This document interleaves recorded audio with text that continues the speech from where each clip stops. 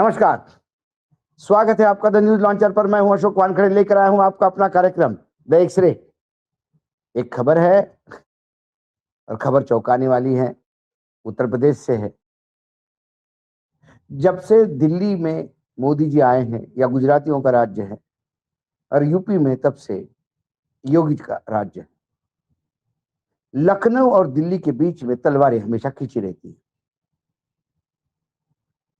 और हमेशा कहा जाता था कि यदि सरकार का सारा तंत्र दिल्ली के पास है तो नागपुर का यानी संघ का आशीर्वाद लखनऊ के पास है।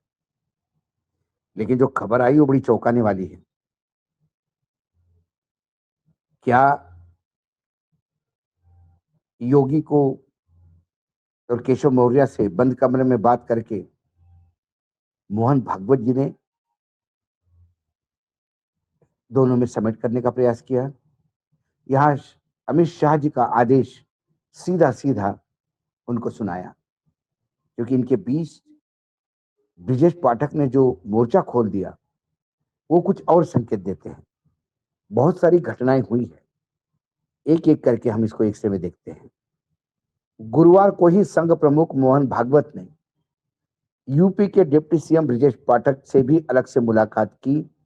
उसके पहले उन्होंने केशव मौर्य से मुलाकात की, जो उप मुख्यमंत्री है, और योगी आदित्यनाथ के साथ भी 35 मिनट की बात कही। हालांकि ये शिष्टाचार की बात कहते हैं, लेकिन ये सब धूल झोंकने की बात होती है आंखों में आम आदमी के। आरएसएस प्रमुख मोहन भागवत बीते दिनों से लखनऊ में थे। उन्होंने यूपी के सीएम योगी आदित्यनाथ और डिप्टी सीएम केशव प्रसाद मौर्य से दो अलग अलग बैठकें की। इन्हीं बैठकों के बाद से कयास का बाजार गर्म है। आरएसएस सूत्रों ने बताया कि बुधवार शाम सीएम योगी ने निराला नगर स्थित शिशु मंदिर में मोहन भागवत से शिष्टाचार की भेंट की। यह वन ऑन वन मीटिंग थी, जो करीब 30 मिनट चली। इस मीटिंग के आधिकारिक एजेंडे को लेकर आरएसएस या सीएम ऑफिस की तरफ से कोई जानकारी नहीं दी गई है, लेकिन संघ के एक पदाधिकारी ने कहा कि यह शिष्टाचार भेंट थी। सरसंघ चालक से मिलने के लिए बहुत सारे मंत्रियों और बीजेपी के नेताओं ने समय मांगा था। उनके दौरे के दौरान ऐसी मीटिंगें होती रहती है। ऐसे बैठकों का कोई सियासी फैसला नहीं लिया जाता, ऐसी चर्चा होती है। मीटिंग में एजेंडे के बारे में बीजेपी के एक नेता ने कहा कि विधानसभा चुनाव में सिर्फ 1 साल बचा है। ऐसे में राज्य की सामाजिक और सियासी हालतों पर चर्चा जरूर हुई होगी।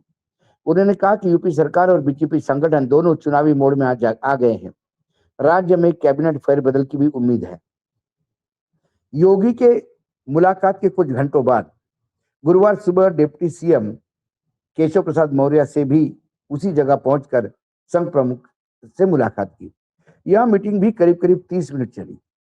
इस मीटिंग पर इसलिए भी सभी का ध्यान गया क्योंकि यह सीएम योगी के साथ हुई संघ प्रमुख की मीटिंग से अलग थी, इंडिविजुअल मीटिंग थी। यह दोनों बैठकें इसलिए और ज्यादा महत्वपूर्ण हो जाती है क्योंकि इन दोनों की नेताओं के बीच लगातार अनबन की खबरें आ रही है। केशव प्रसाद मौर्य आरएसएस वीएचपी के जरिए बीजेपी में पहुंचे हैं। वही 2017 के चुनाव के बाद सीएम पद के रेस में सबसे आगे माने जा रहे थे, लेकिन बाजी योगी आदित्यनाथ ले गए। इसके बाद साल 2022 में केशव प्रसाद मौर्य को सिराथू सीट विधानसभा सीट पर हार का सामना करना पड़ा, जिसके लिए उनके समर्थकों ने अंदरूनी तोड़फोड़ और योगी के साथ उनके रिश्ते को दोषी ठहराया। इस विधानसभा चुनाव के बाद भी केशव प्रसाद मौर्य डिप्टी सीएम बनाए गए, जिसे बीजेपी आलाकमान की तरफ से शांति बनाए रखने के प्रयास के रूप में देखा गया। इसके बाद 2024 की लोकसभा चुनाव में जब योगी प्रदेश में बीजेपी का खराब प्रदर्शन की वजह से आलोचना झेल रहे थे, तब केशव प्रसाद मौर्य का पार्टी के वर्किंग कमेटी में दिया गया बयान संगठन सरकार से बड़ा है, सीधे तौर पर सीएम पर अटैक माना गया। इस बयान का मतलब निकाला गया कि मुख्यमंत्री पार्टी कार्यकर्ताओं को इग्नोर कर अधिकारियों के जरिए राज्य चला रहा है, जो अभी भी चल रहा है। पिछले साल अक्टूबर महीने में जब यूपी सरकार के तमाम बड़े नेता अयोध्या में दीपोत्सव करने जुटे थे, तब केशव प्रसाद मौर्य की गैर मौजूदगी ने इन दोनों नेताओं के बीच के दरार की इशारा दिया था। केशव प्रसाद मौर्य के करीबी लोगों का कहना था कि बिहार चुनाव में अपने बिजी शेड्यूल की वजह से उन्होंने वो कार्यक्रम रद्द कर दिया, लेकिन वो वही थे। हालांकि तब बीजेपी नेताओं ने एडमिनिस्ट्रेटिव गड़बड़ी के दोषी ठहराया। बीजेपी के कुछ अन्य लोगों ने कहा कि केशव इसलिए नहीं आए क्योंकि विज्ञापन में उनका कोई जिक्र नहीं था, उन्हें कार्यक्रम के डिटेल्स नहीं दी गई थी, कई बातें हो रही थी। कुल मिलाकर मौर्य और योगी जी के बीच में खाई है, ये बार बार रेखांकित हो रहा था। गुरुवार को ही संघ प्रमुख मोहन भागवत ने दूसरे डिप्टी सीएम ब्रिजेश पाठक से भी अलग से मुलाकात की। इसे भी सूत्रों ने शिष्टाचारी भेंट कहा। गुरुवार सुबह यूपी के दूसरे डिप्टी सीएम ब्रिजेश पाठक ने लखनऊ स्थित अपने आवास पर 101 बटुकों का स्वागत किया। ब्रिजेश पाठक ने अपने परिवार के साथ इन ब्राह्मणों के माथे पे तिलक लगाया, फूलों की पंखुड़ियां बरसाई। सोशल मीडिया पर एक पोस्ट में उन्होंने कहा, बटुकों का सम्मान हमारा सौभाग्य। इसी पोस्ट में उन्होंने ये भी लिखा, सनातन संस्कृति के ध्वजवाहक सुसंस्कृत राष्ट्र के आधार स्तंभ बटुक ब्राह्मणों का हार्दिक अभिनंदन। एक सूत्र ने एक अंग्रेजी अखबार से कहा कि आमतौर पर ब्रिजेश पाठक के घर पर अपनी समस्याओं के निदान के लिए हर कई लोग बड़ी संख्या में आते हैं। गुरुवार को बटुक आए और डिप्टी सीएम ने स्वागत किया। हाल ही में अभी मुक्तेश्वरानंद सरस्वती और योगी सरकार के बीच तनाव पूरे देश ने देखा। जनवरी में प्रयागराज में अभी मुक्तेश्वरानंद के दिनों तक प्रदर्शन किया क्योंकि स्थानीय प्रशासन ने उन्हें मौनी अमावस्या पे त्रिवेणी संगम में कथित तौर पे स्नान करने से रोक दिया। इसके बाद योगी सरकार पर सनातन का अपमान करने के आरोप लगाए जा रहे थे। खुद डिप्टी सीएम केशव प्रसाद मौर्य ने सुलह की कोशिश की थी। अब क्यों विधानसभा चुनाव के लिए सभी पार्टियों ने तैयारी शुरू कर दी है। कांग्रेस बसपा भी ब्राह्मणों को करीब जाने का प्रयास कर रही है। ऐसे में ब्रजेश पाठक का बटुकों द्वारा स्वागत को भी ऐसा हिस्सा माना जाता है, लेकिन इन्हीं बटुकों को बाल पकड़ करके घसीटा गया। योगी आदित्यनाथ की पुलिस में जो बटुक अभी मुक्तेश्वरानंद के साथ थे, अब इसको कई एंगल से लोग देख रहे हैं। एक एंगल ये है कि योगी को कई फ्रंट पे योगी घिरे हुए हैं और इसको कहीं ना कहीं अब एक कॉम्प्रोमाइज्ड फॉर्मूला निकालने का प्रयास किया जा रहा है। एक तरफ से बटुकों के साथ हुई दुर्घटना, अभी मुक्तेश्वरानंद के साथ हुआ बदतमीजी, और फिर ब्राह्मण वोट उससे नाराज हो गए। शंकराचार्य लगातार हमलावर हो रहे हैं। यूजीसी का इशू भी गले पड़ा हुआ है। जो सवर्णों और नॉन सवर्ण के बीच में योगी ही पीछे जा रहे हैं या सरकार, दोनों सरकारों का नुकसान हो रहा है। मणिकर्णिका घाट का ध्वस्तीकरण, ये भी कई संगठन खासकर धनगर समाज जो है उसको आंदोलित कर गया है।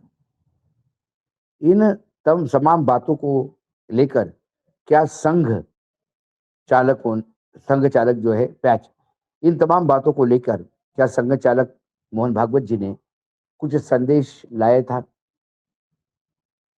अमित शाह का और वो उनको दे रहे थे।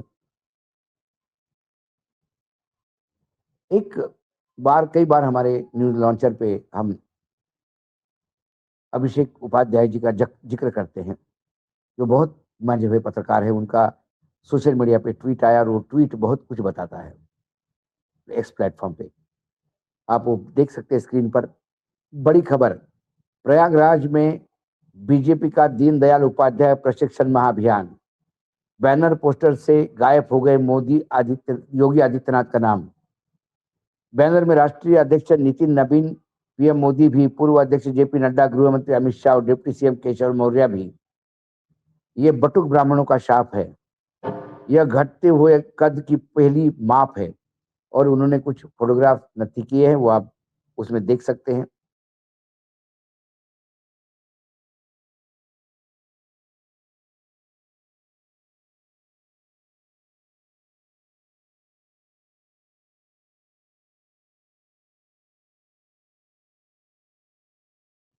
उन्हीं का एक और ट्वीट आया, क्या योगी के बराबर केशव प्रसाद मौर्य हो गए हैं? एक अंग्रेजी अखबार ने मोहन भागवत योगी केशव मीटिंग का दिलचस्प ब्यौरा छापा है। उस अखबार के मुताबिक योगी और संघ प्रमुख की बैठक 30 मिनट तक चली। बड़ी बात यह है कि 30 मिनट तक ही केशव मौर्य और संघ प्रमुख की भी बैठक हुई, यानी जितना वक्त योगी को मिला उतना ही वक्त केशव को मिला। ये बात अलग है कि सूचना ने संघ प्रमुख और योगी आदित्यनाथ की मीटिंग का प्रचार प्रसार कर बाजा फाड़ दिया और केशव से हुई मुलाकात की महत्व को दबा दिया गया। जैसे यूपी में खनन की गंभीर अनियमितताओं पर सीएजी की रिपोर्ट, ये तंज कसा उन्होंने, और उस अखबार को भी नथी किया है, वो भी आप देख सकते हैं। फिर उसके बाद अभिषेक उपाध्याय का एक और बयान एक वीडियो के साथ, और बहुत बड़ी, वो लिखते हैं, बड़ी खबर, ब्रिजेश पाठक का एक और विस्फोटक बयान, खुद के पार्टी बदलने और योगी आदित्यनाथ के एक ही पार्टी में बने रहने के सवाल पर बवाल कर दिया। क्या कहा? मैं दूसरे नाम के बारे में बात कर रहा हूं, दूसरे नाम के। वे यानी योगी आदित्यनाथ बीजेपी में कहां थे? हमारा मुंह मत खुलवाइए, पहले रिसर्च तो कर लीजिए जनाब। योगी आदित्यनाथ के बारे में बीजेपी में ये बात जमकर चर्चा में है कि वे कभी पार्टी में थे ही नहीं। पार्टी कैडर की उपेक्षा और उसमें छाए जबरदस्त असंतोष की मूल वजह यही है कि योगी का बीजेपी का कनेक्ट ही नहीं है। वे अतीत के कई मौकों पर अपनी हिंदू युवा वाहिनी के जरिए बीजेपी को आईना दिखा चुके हैं, मगर इस चर्चा में ब्रिजेश पाठक ने उस पर मुहर लगा दी, वो भी इतने खुले शब्दों में। ये बताता है कि यूपी में जल जीवन मिशन की टंकियों से भी तेज गति से बीजेपी ने के अपने नेताओं का धैर्य का पानी सूख चुका है। और वो वीडियो हालांकि एक चैनल का है, हमको दिखाना चाहते थे, लेकिन उसमें वही कहा गया जो अभिषेक ने लिखा। आगे एक और अभिषेक का ट्वीट है, सीरीज में है क्योंकि ये एक दूसरे से जुड़ते हैं। ब्रिजेश पाठक ने आंख बंद करके बिना कोई नाम लिए शब्द भेदी बाण छोड़ा तो लक्ष्मीकांत वाजपेयी, जो बहुत पुराने भाजपाई है, तो लक्ष्मीकांत वाजपेयी ने बाण की नोक पर फोटो और पहचान का सुतली बम चिपकाकर उसे ब्रह्मोस की सुपरसोनिक गाइडेड मिसाइल में तब्दीली कर दिए। वाजपेयी जी से पत्रकारों ने पूछा कि क्या बटुक ब्राह्मणों की चोटी खींचने वाले पर कार्रवाई होनी चाहिए? पंडित जी ने तुरंत अपने शब्दों की automatic machine gun Yogi Adityanath की ओर घुमा दी और एक लाचार मुस्कुराहट के साथ बता दिया, कार्यवाही करने या कराने का अधिकार तो मुख्यमंत्री के पास है। इसी बहाने पहली बार बीजेपी किसी दिग्गज नेता ने ऑन रिकॉर्ड स्थापित कर दिया कि ब्रिटिश ब्राह्मणों की चोटी खींचने के दोषी के खिलाफ कार्यवाही आखिर क्यों नहीं हो पा रही है। वे कौन है जो अधिकार होने के बावजूद एक्शन नहीं ले रहे हैं? उनका वीडियो वहां नथी किया, लेकिन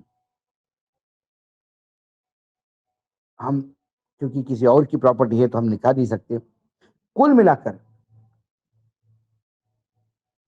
ब्रिजेश पाठक का ये कह देना कि कभी बीजेपी में नहीं थे, बटुकों का स्वागत करना, वो कहना कि यही हमारी संस्कृति की धरोहर है, उस बैकग्राउंड पे जहां बटुकों की चोटी खींच के पुलिस उनको मारते हैं। केशव प्रसाद मौर्य का अभी मुक्तेश्वरानंद के साथ खड़ा होना और मोहन भागवत जी का दोनों उप मुख्यमंत्री के साथ साथ बात करके कुछ संदेश योगी को देना, एक तरह से देखता हूं तो मुझे तूफान के पहले की एक शांति धीरे धीरे दिखाई दे रही है, जो तूफान का शक्ल ले रही है।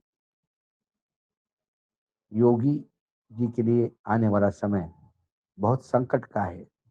कम से कम संघ जिस हिसाब से, मोहन भागवत जिस हिसाब से बीजेपी के सामने नतमस्तक हो गए, और भाजपा जब से भारतीय जनता पार्टी का एक प्रकोष्ठ बना हुआ है, उसके बाद ही योगी जी के लिए